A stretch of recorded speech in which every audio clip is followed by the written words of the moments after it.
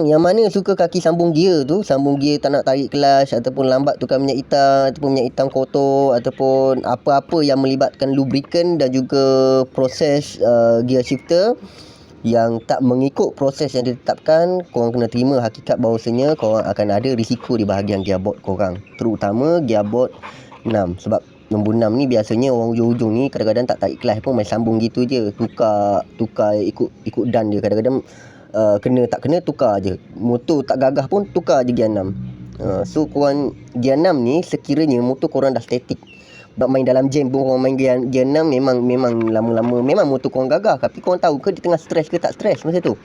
So risiko dia macam ni lah, gearbox dia makan sikit je, tak banyak pun, gear 6 je kan. Yang lain okey semua, yang ni je, yang lain ada sikit-sikit lah, tak kritikal lah, dua ni je. Gear 6. So yang ni pula yang racing part punya ada sebelah je, kiri kanan ni tak dijumpa lagi setakat ni, tak tahulah aku tak jumpa ke atau macam mana ke. Okay, so minta jaga minyak hitam korang, minta korang guna gear 6 tu pada keadaan yang sepatutnya. Itu saja, korang jaga motor jaga korang.